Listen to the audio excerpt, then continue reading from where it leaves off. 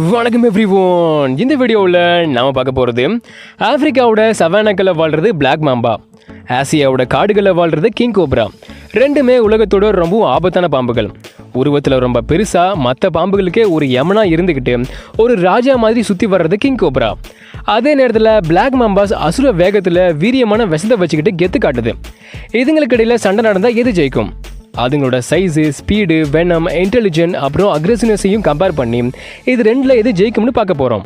வாங்க வீடியோக்குள்ளே போகலாம்.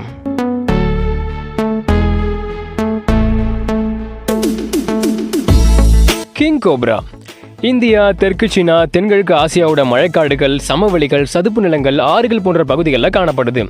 உலகத்தோட மிக நீளமான விஷப்பாம்பு இதுதான். 18 அடி நீளம் வர வளரும். இலைகளையும் சருகுகளையும் ஒன்னா சேர்த்து கூடு கட்டி வாழ்ற ஒரே பாம்பும் இதுதான். ரொம்ப புத்திசாலியும் கூட. அதோட உருவம், தோற்றம், மரபணு மாறுபாடு அடிப்படையில் இது 4 இனங்களா இருக்கு. இந்த 4 இனங்களும் கருப்பு, பழுப்பு, ஆலிவ் பச்சை, சிவப்பு, மஞ்சள் அப்படின்னு வித்தியாசமான நிறங்கள்ல காணப்படுது. நிறத்துக்கு மேல மஞ்சள் கலர் அப்புறம் வெள்ளை கலர்ல பட்டைகள் இருக்கும். ஏசியாவோட ஏபெக்ஸ் பிரெடேட்டரா இது இருக்கு. இதை வேட்டையாடுறதுக்கு பெருசா எந்த விலங்கும் கிடையாது. இதுதான் பல வகையான விலங்கை வேட்டையாடுது. உணவுக்கு பஞ்சம் ஏற்படுறப்ப சின்ன எலி மாதிரியான பாலூட்டிகள், பறவைகள், பல்லிகளை சாப்பிடுது. ஆனால் இதெல்லாம் அதோட உணவு பட்டியலில் ஒரு ஓரமாக தான் இருக்கும். இதோட மெயின் டிஷ்ஷே மற்ற பாம்புகள் தான். பெரிய மலை பாம்புகளை தவிர கிடைக்கிற எல்லா பாம்புகளையும் இது சாப்பிடும், இன்க்ளூடிங் தன்னோட இனத்தையும் இது சாப்பிடும். மற்ற பாம்புகளோட விஷம் இதை ஒன்றுமே பண்ணாது. அதுக்கான நோய் எதிர்ப்பு சக்தியை இது உருவாக்கிக்குது. மற்ற பாம்புகளை இப்படி வச்சு செய்யறதால தான் இதுக்கு கிங் கோப்ராங்கிற பேர் கொடுக்கப்பட்டது. இதோட ஸ்லோவான மெட்டபாலிசம் காரணமாக ஒரு தாட்டி இது சாப்பிட்டுச்சுன்னா பல மாதம் அது தாங்கும். சாப்பிடவே வேணாம். மற்ற பாம்புகள் மாதிரியே தான் இதுவும் தான் நாக்கால் இறைய வாசனை பிடிச்சி அதை வேட்டையாடும். இதுக்கு ஃப்ளெக்சிபிளான தாடை இருக்கிறதால தான் தலையை விட பெரிய இறையை கூட இதால் முழுங்க முடியும். தான் ஒரு கடியால் பல மனிதர்களையோ ஒரு யானையவோ கூட இதால் கொல்ல முடியும். இதுங்களால் ரொம்ப நல்லா பார்க்க கூட முடியுது. கிட்டத்தட்ட 330 அடி தூரத்தில் இருக்க ஒரு மனிதனை கூட தெளிவாக பார்க்கும். இது மனிதர்கள்ட்ட இருந்து விலகி இருக்க தான் விரும்பும், தாக்க விரும்புறதே கிடையாது. ஆனால் அதை டிஸ்டர்ப் பண்ணுறவங்களுக்கு யமனா மாறிடுது. இப்படி தான் கிங் கோப்ராஸ் ஆசியாவோட தடுத்து நிறுத்த முடியாத ஃபோர்ஸாக வளம் வருது. காடுகளில் இதுங்க 20 வருஷம் வரை வாழுது. இந்தியாவோட தேசிய விலங்காகவும் இருக்கு.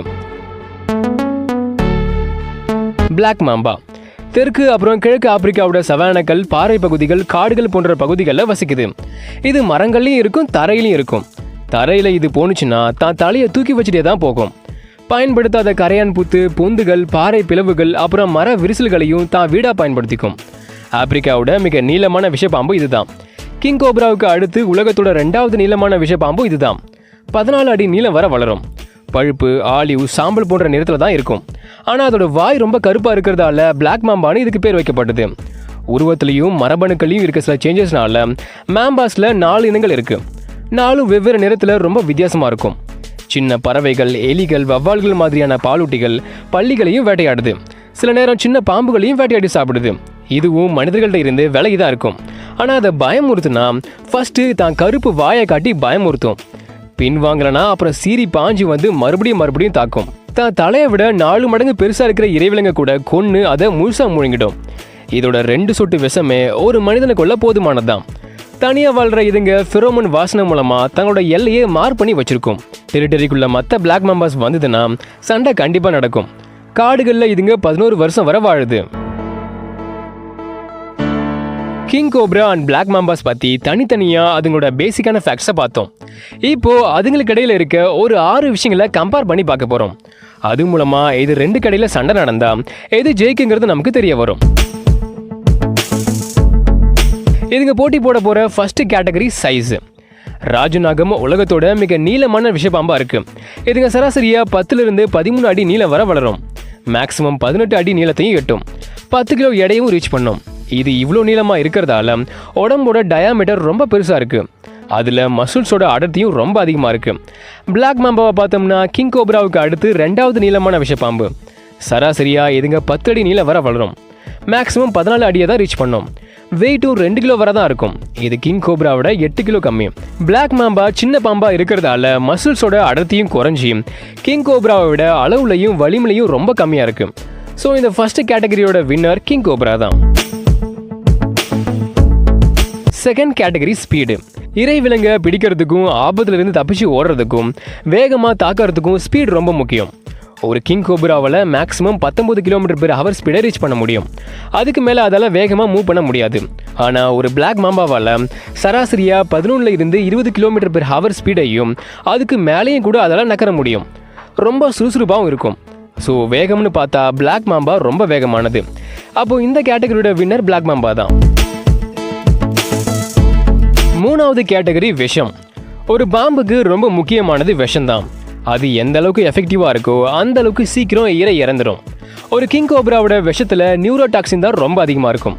இது நரம்புகளையும் தசைகளையும் தாக்கி தகவல் தொடர்பை துண்டிச்சு பக்கவாதத்தை ஏற்படுத்தும்.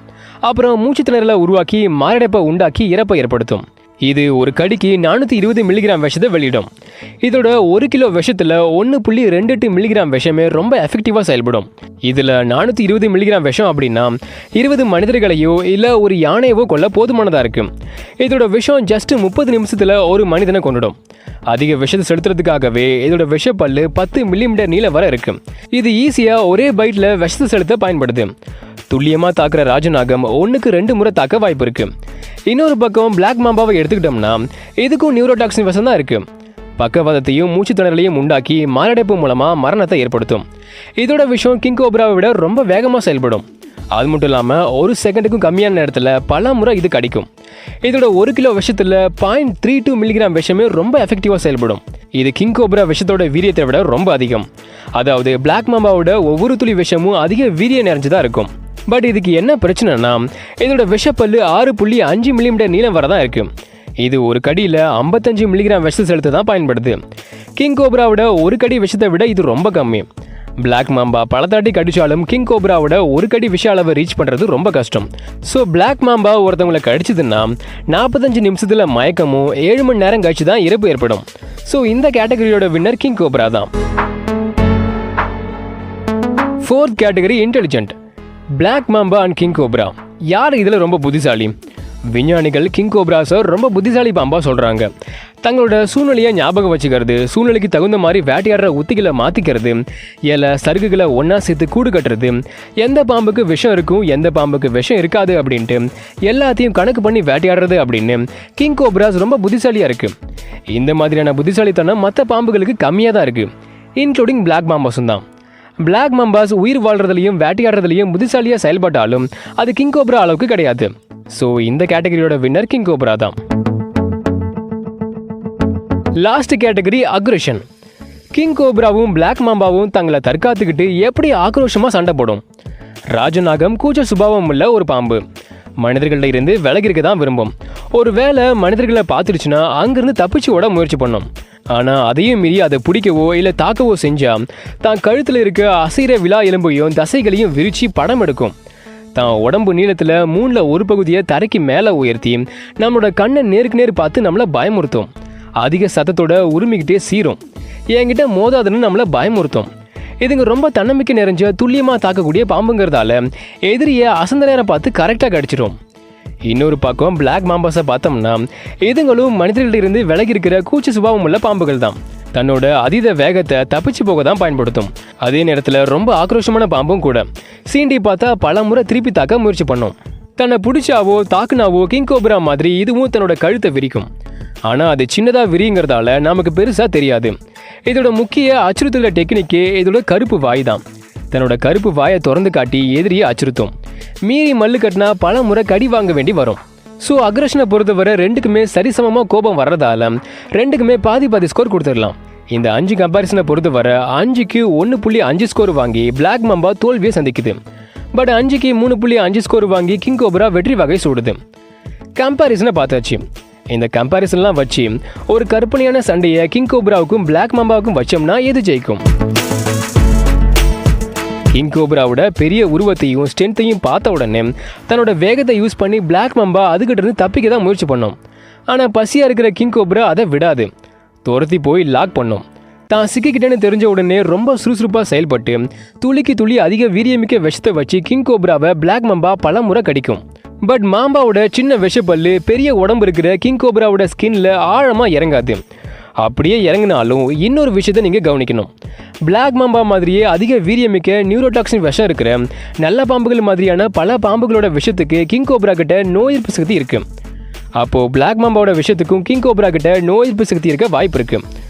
ரெண்டு பாம்புகளும் வெவ்வேறு கண்டத்தில் வசிக்கிறதால ஒரு வேளை பிளாக் மாம்பாவோட விஷத்துக்கு கிங் கோப்ரா கிட்ட நோய் எதிர்ப்பு சக்தி இல்லைனாலும் அதை சகிச்சுட்டு போகிற சகிப்புத்தன்மையாச்சும் இருக்கும்.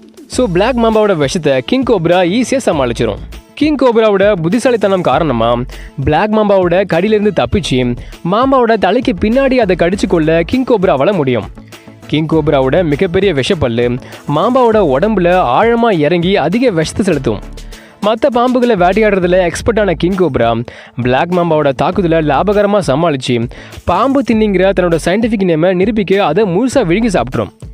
இந்த கற்பனையான சண்டையில் மட்டும் இல்லை, கேப்டிவிட்டியிலும் கிங் கோப்ரா தான் ஜெயிச்சிருக்கு.